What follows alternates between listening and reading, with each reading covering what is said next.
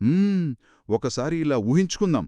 ఒక వ్యక్తి నెలంతా ఉదయం 6 గంటల నుంచి రాత్రి 8 గంటల వరకు ఫ్యాక్టరీలో రక్తం ధారపోసి పనిచేశాడనుకోండి.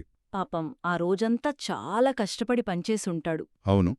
కాని తీర జీతమిచ్చే రోజున యజమాని పిలిచి నువ్వు 2 రోజులు 10 నిమిషాలు లేటుగా వచ్చావు, పైగా నిన్న ఒక టీ కప్ప పగలగొట్టావు అని చెప్పి వాడి జీతంలో సగం కట్ చేసి చేతిలో పెట్టాడనుకోండి. అది నిజంగా చాలా దారుణమైన పరిస్థితి కదా. ఖచ్చితంగా.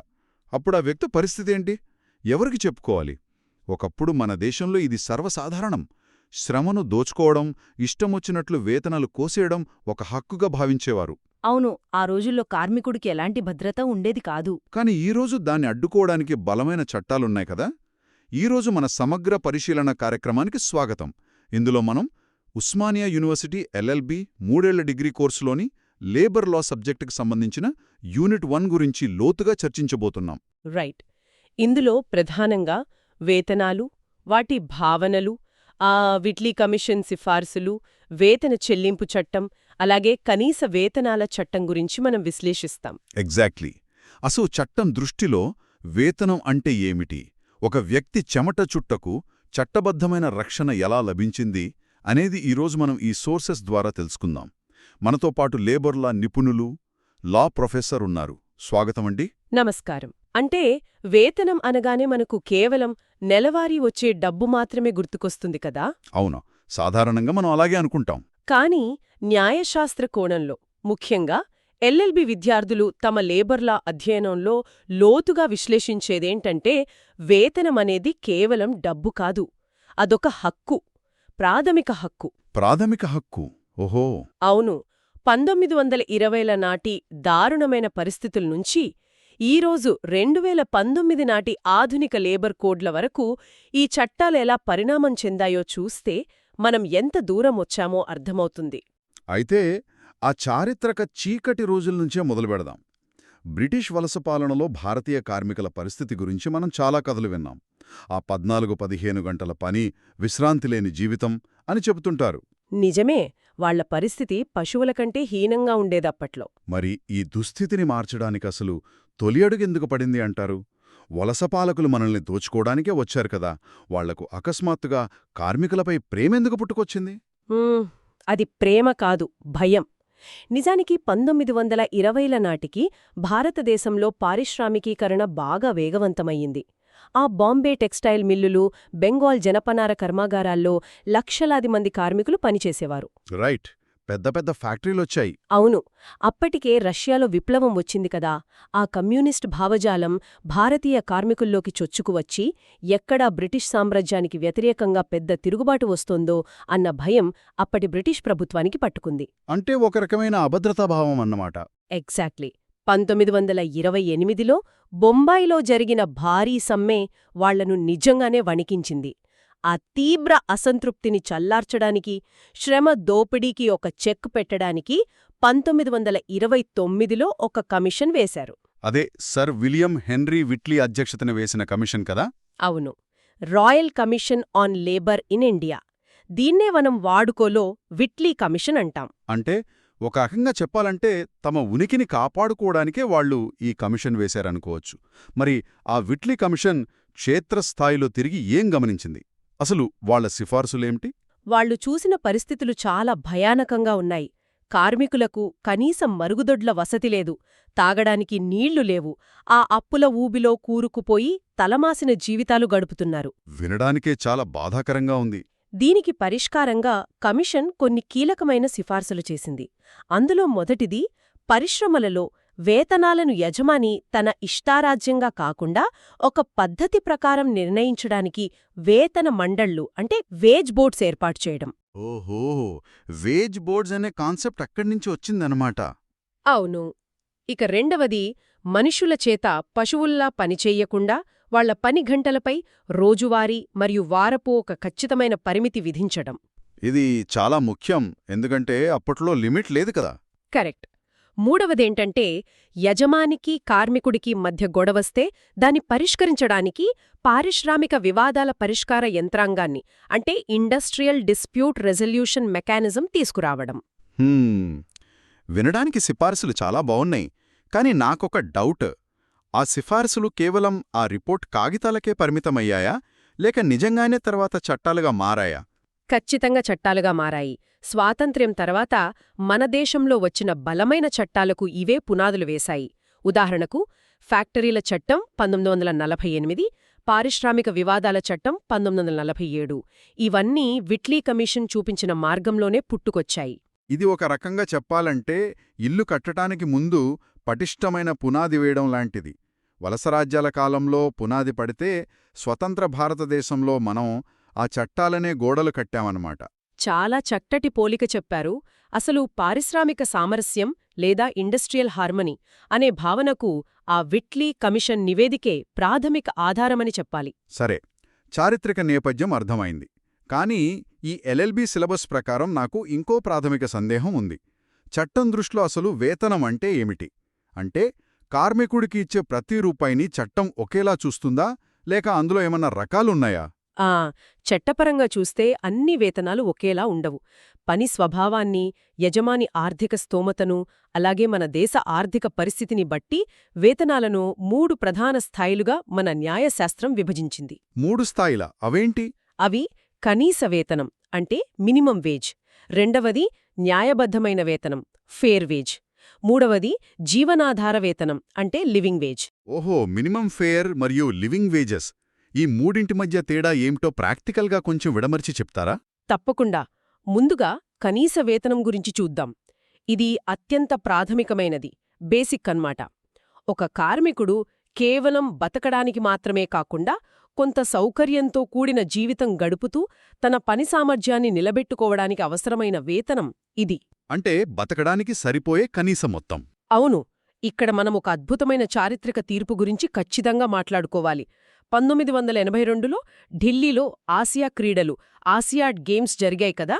అవును, చాలా ప్రతిష్టాత్మకంగా జరిగాయి క్రీడలు. ఆ స్టేడియంలు నిర్మించడానికి దేశం నలుమూలల నుంచి కాంట్రాక్టర్లు, వేలాది మంది వలస కార్మికులను తీసుకువచ్చారు. కానీ పాపం ఆ కార్మికులకు చట్టం నిర్దేశించిన కనీస వేతనం కూడా ఇవ్వకుండా కాంట్రాక్టర్లు నడి రోడ్డుపై దోచుకున్నారు. అవును, అప్పట్లో అది చాలా పెద్ద సంచలనం సృష్టించిందని నేను కూడా విన్నాను. మరి దీనిపై మన కోర్టులు ఎలా స్పందించాయంటారు? Democratic rights versus union of India case అంటారు. అప్పుడు జస్టిస్ పిఎన్ భగవతి గారు ఒక చారిత్రాత్మక తీర్పునిచ్చారు. ఆ తీర్పులో ఏముంది? ఎవరైనా ఒక వ్యక్తికి కనీస వేతనం కంటే తక్కువ చెల్లిస్తే ఆ వ్యక్తి ఆర్థిక బలవంతం వల్ల అంటే ఎకనామిక్ కంపల్షన్ వల్ల ఆ పని చేస్తున్నట్లే లెక్క అని కోర్టు తేల్చి చెప్పింది. ఆర్థిక బలవంతం? ఓహో. అవును. భారత రాజ్యాంగంలోని ఆర్టికల్ 23 ప్రకారం ఇది నేరుగా వెట్టిచాకిరీ కిందకు వస్తుందని, ప్రాథమిక హక్కుల ఉల్లంఘన అని సుప్రీంకోర్టు స్పష్టం చేసింది. ఒక్క నిమిషం ఆగండి. అంటే కనీస వేతనం ఇవ్వకపోవడం అనేది కేవలం ఏదో ఒక లేబర్ చట్టాన్ని ఉల్లంఘించడం మాత్రమే కాదు, ఏకంగా రాజ్యాంగం ప్రకారం ఒక వ్యక్తిని బానిసగా లేదా వెట్టిచాకిరీ చేయించుకున్నట్లు చూసినట్లేనా? ఎగ్జాక్ట్లీ. 100% అదే అర్థం. ఇది నిజంగా మైండ్ బ్లోయింగ్ పాయింట్ అండి. ఒక చిన్న చట్టపరమైన నిబంధనకు ఎంత లోతైన అర్థముందో కదా. కనీస వేతనం ప్రాథమిక హక్కు అని నాకిప్పుడు స్పష్టంగా అర్థమైంది. ఇక రెండవ కేటగిరీకి వస్తే అది న్యాయబద్ధమైన వేతనం లేదా ఫేర్ వేజ్. ఇది కనీస వేతనానికి పైనుంటుంది. పరిశ్రమ ఎంత లాభాల్లో ఉంది, కార్మికుడి ఉత్పాదకత ఎంత, జాతీయ ఆదాయం ఎలా ఉంది అనే అంశాల ఆధారంగా దీన్ని నిర్ణయిస్తారు. అంటే కనీస వేతనం కంటే కొంచెం మెరుగైన స్థితి అన్నమాట. అవును. ఇక మూడవది మరియు అత్యున్నతమైనది జీవనాధార వేతనం అంటే లివింగ్ వేజ్. జీవనాధార వేతనం అంటే ఏంటి? లగ్జరీగా బతకడమా? లగ్జరీ కాదు, గౌరవంగా బతకడం. ఇందులో కడుపు నిండా ఆహారం, సరైన ఇల్లు, బట్టలు మాత్రమే కాకుండా పిల్లల మెరుగైన విద్య, అనుకోకుండా జబ్బు వస్తే వైద్యం, వృద్ధాప్యంలో ఎవ్వరిపైన ఆధారపడకుండా బతికే భద్రత, ఇవన్నీ కలిసి ఉంటాయి. ఓహో, అంటే పూర్తిస్థాయి లైఫ్ సెక్యూరిటీ అన్నమాట. కరెక్ట్. భారత రాజ్యాంగంలోని ఆర్టికల్ 43 అంటే ఆదేశిక సూత్రాల ప్రకారం దేశంలోని కార్మికులందరికీ ఈ జీవనాధార వేతనం అందించేలా రాజ్యం నిరంతరం కృషి చెయ్యాలి అని చెప్పబడింది. ఈ 3 అంచెల విభజన చూస్తుంటే నాకొక ఆలోచన వస్తోంది. దీన్ని మనం ఒక భవనంలోని మెట్లతో పోల్చవచ్చు కదా. ఎలాగో కొంచెం వివరిస్తారా? అంటే ఇప్పుడు కనీస వేతనం అనేది గ్రౌండ్ ఫ్లోర్ లాంటిది. అది లేకపోతే అసలు భవనమే లేదు, మనుగడే లేదు. న్యాయబద్ధమైన వేతనం అనేది మొదటి అంతస్తు లాంటిది, కొంచెం కంఫర్ట్ ఉంటుంది. ఇక జీవనాధార వేతనం అనేది అన్ని సదుపాయాలున్న ఒక పెంట్ హౌస్ లాంటిది అన్నమాట. అద్భుతంగా చెప్పారు. సరిగ్గా అదే భావన. గ్రౌండ్ ఫ్లోర్ నుంచి పెంట్ హౌస్ వరకు సాగే ప్రయాణమే ఈ చట్టాల లక్ష్యం. కానీ నాకు ఇక్కడొక ప్రాక్టికల్ సమస్య కనిపిస్తోంది. ఒకవేళ కనీస వేతనం ఇవ్వకపోవడం ప్రాథమిక హక్కుల ఉల్లంఘన అని కోర్టు చెప్పింది బాగానే ఉంది. కానీ అసలు ఆ కనీస వేతనం అంకెను ప్రభుత్వాలు ప్రాక్టికల్గా ఎలా నిర్ణయిస్తాయి?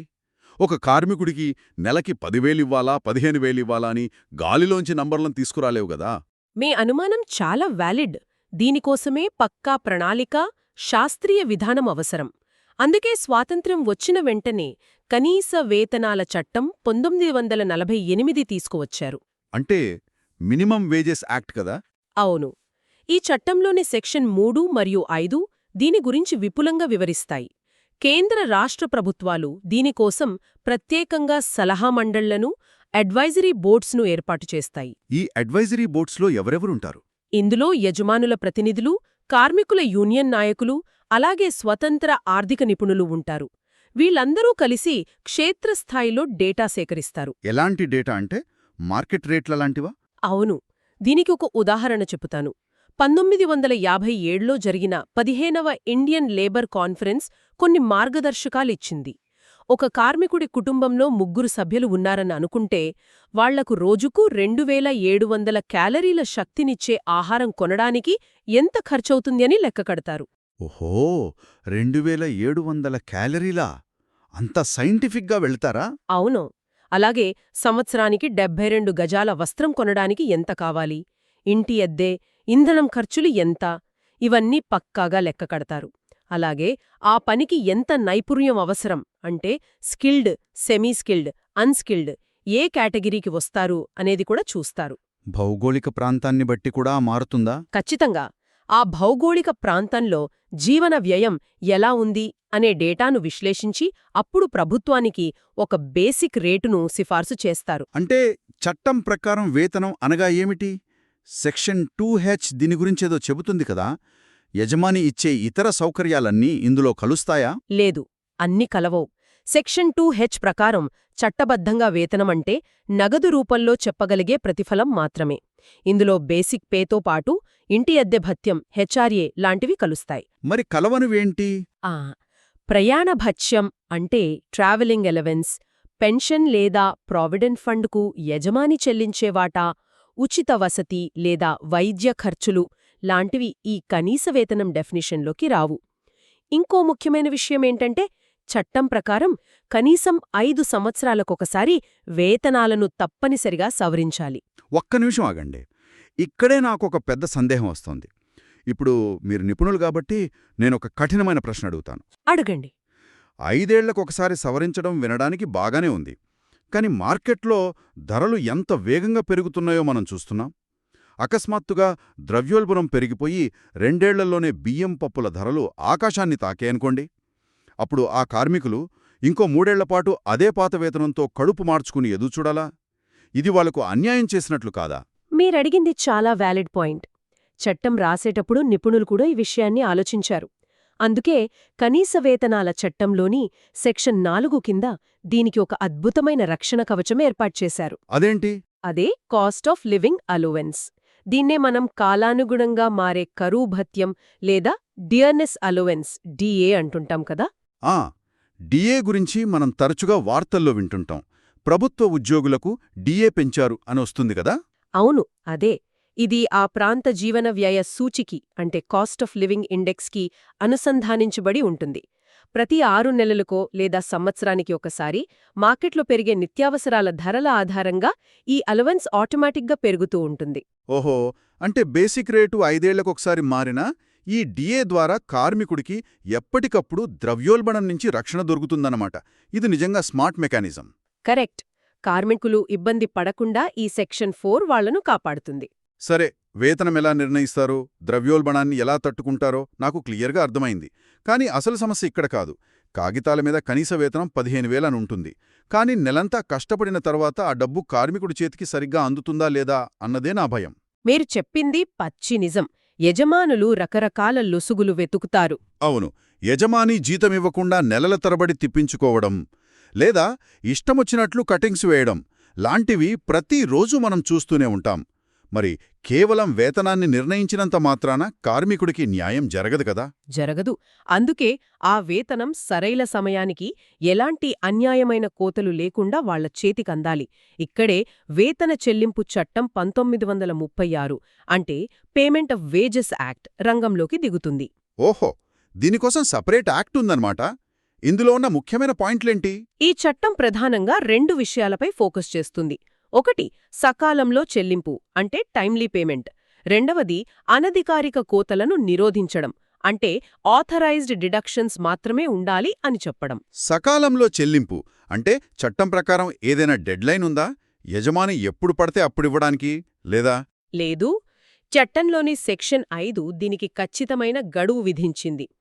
1000 కంటే తక్కువ మంది కార్మికులు ఉన్న సంస్థలలో అయితే వేతన వ్యవధి ముగిసిన 7వ రోజులోపు ఖచ్చితంగా వేతనం చెల్లించాలి. 7వ రోజు లోపా? ఓకే. మరి 1000 కంటే ఎక్కువ మందుంటే?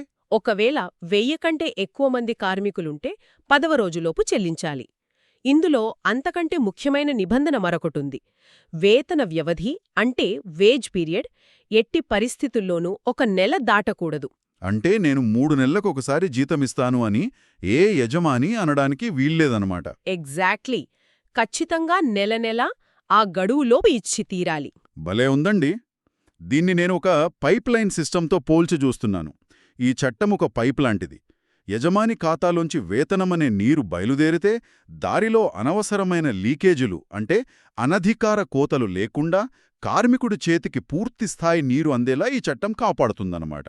అబ్బా, పైప్ లైన్ అనాలజీ చాలా కరెక్ట్గా సరిపోతుంది. ఆ లీకేజీలను ఆపడానికే సెక్షన్ 7 ఉంది. యజమాని తన ఇష్టం వచ్చినట్టు వేతనంలో కోతలు విధించడానికి లేదు. కేవలం అధికారిక కోతలు మాత్రమే చేయాలి. ఇక్కడే నాకు చిన్న ప్రాక్టికల్ డౌట్. అధికారిక కోతలుంటున్నారు కదా, ఒకవేళ ఒక కార్మికుడు విధుల్లో నిర్లక్ష్యంగా ఉండి ఏదైనా విలువైన యంత్రాన్ని పగలగొట్టాడనుకుందాం. అప్పుడు యజమానికి ₹1,00,000 నష్టం వస్తుంది. ఆ నష్టాన్ని కార్మికుడి జీతంలోంచి కట్ చేసే హక్కు యజమానికి లేదా? ఇది చాలా సెన్సిటివ్ పాయింట్. క్రమశిక్షణా ఉల్లంఘనకు లేదా నష్టానికి జరిమానా విధించే హక్కు యజమానికి ఉంటుంది. కానీ అది ఆ నెల వేతనంలో 3% మించకూడదు అని చట్టం చెబుతోంది. కేవలం 3%? అవును. ₹1,00,000 నష్టం వచ్చిందని వాడి జీతం మొత్తం లాగేసుకుంటే వాడి కుటుంబం ఆ నెల ఎలా బతుకుతారు? అది అన్యాయం కదా? నిజమే, వాళ్ల మనుగడే ప్రమాదంలో పడుతుంది. అలాగే ఒకవేళ కార్మికుడు విధులకు గైర్హాజరైతే దామాషా పద్ధతిలో అంటే వాడు ఎన్ని రోజులు రాలేదో ఆ ప్రపోర్షన్లో మాత్రమే కత్తిరించవచ్చు. అలాగే యజమాని ఇచ్చిన వసతికి అంటే హౌజింగ్కు గరిష్టంగా నెలకు ₹1,000, అది కూడా కార్మికుడి రాతపూర్వక అంగీకారంతో మాత్రమే మినహాయించవచ్చు. అన్నీ బాగానే ఉన్నాయి. కాని యజమాని ఈ చట్టాలను ఉల్లంఘించి ఇష్టమొచ్చినట్లు కోతలు విధిస్తే అప్పుడు కార్మికుడికున్న పరిష్కార మార్గాలేమిటి? కోర్టులు దీన్నెలా చూస్తాయి? సుప్రీంకోర్టు ఈ విషయంలో చాలా కఠినంగా ఉంటుంది. Lakshmidevi sugar mills limited versus Shakuntaladevi అనే చాలా ఫేమస్ కేసులో సుప్రీంకోర్టు స్పష్టమైన తీర్పునిచ్చింది. చట్టప్రకారం సెక్షన్ 7లో పేర్కొన్న అధికారిక తగ్గింపులు కాకుండా యజమాని వేరే ఏ సాకు చెప్పి కోత విధించినా అది చెల్లదని స్పష్టం చేసింది. అంటే చట్టవిరుద్ధమన్నమాట. అవును. చట్టాలు ఉల్లంఘించినప్పుడు కార్మికులు లేబర్ అథారిటీల ముందు క్లెయిమ్ ఫైల్ చేయవచ్చు. వాళ్లు తనిఖీలు, విచారణ జరిపి బకాయిలు, జరిమానాలు ఇప్పిస్తారు. అదంతా ఓకే. కాని వాస్తవంలో పాత చట్టాలలో ఉన్న చిక్కులు, ఇన్స్పెక్టర్ల వేధింపులు ఇవన్నీ కార్మికుడికి, యజమానికి ఇద్దరికీ తలనొప్పిగానే ఉండేవి కదా. అందుకే కదా ప్రభుత్వం ఈ మధ్య కాలక్రమంలో వచ్చిన మార్పులను బట్టి ఆధునిక లేబర్ కోడ్లను తీసుకొచ్చింది. అవును. పాత వ్యవస్థలో ఒకే అంశంపై 10 రకాల చట్టాలు ఉండటం వల్ల గందరగోళం ఉండేది. అందుకే ప్రభుత్వం ఆ పాత చట్టాలను ఏకీకృతం చేస్తూ ఆధునిక లేబర్ కోడ్లను తీసుకొచ్చింది. అందులో ముఖ్యమైనది ది కోడ్ ఆన్ వేజెస్ 2019. అంటే వేతనాల కోడ్ అన్నమాట. ఇది వేటిని కలిపేసింది? ఇది పాత 4 చట్టాలను అంటే కనీస వేతనాల చట్టం, వేతన చెల్లింపు చట్టం, బోనస్ చెల్లింపు చట్టం మరియు సమాన వేతన చట్టం, ఈ 4ంటిని కలిపేసి ఒకే సరళమైన కోడ్గా మార్చింది. ఓహో, ఈ ఏకీకరణ వల్ల కార్మికుడికి జరిగిన అతిపెద్ద మేలు ఏమిటి అంటారు? మునుపు ఉన్న చట్టం కేవలం షెడ్యూల్డ్ ఉపాధులకు మాత్రమే వర్తించేది. కాని ఈ కొత్త కోడ్ వల్ల అసంఘటిత రంగంతో సహా అంటే అనార్గనైజ్డ్ సెక్టార్లో ఉన్న దేశంలోని కార్మికులందరికీ కనీస వేతనం పొందే చట్టబద్ధమైన హక్కు లభించింది. అసంఘటిత రంగమంటే మనం రోజూ చూసే చిరు వ్యాపారాల్లో పనిచేసేవాళ్లు, కూలీలు వీరందరికీ వర్తిస్తుందన్నమాట. ఎగ్జాక్ట్లీ. ఇది కార్మిక చరిత్రలో అతిపెద్ద మైలురాయి. అలాగే ఇందులో ఇన్స్పెక్టర్ కమ్ ఫెసిలిటేటర్ అనే కొత్త వ్యవస్థను తెచ్చారు. ఇన్స్పెక్టర్ కమ్ ఫెసిలిటేటర్ అంటే ఏంటి? పాత వ్యవస్థలో ఇన్స్పెక్టర్లు కేవలం తప్పులు పట్టి శిక్షించేవారు. కాని ఇప్పుడు వాళ్లు యజమానులకు చట్టాన్ని ఎలా పాటించాలో మార్గదర్శకత్వం వహించే ఫెసిలిటేటర్గా కూడా వ్యవహరిస్తారు. అంతేకాకుండా మొదటిసారి తప్పు చేస్తే జైలు శిక్ష లేకుండా కేవలం జరిమానా విధించేలా చాలా నేరాలను డీక్రిమినలైజ్ చేశారు.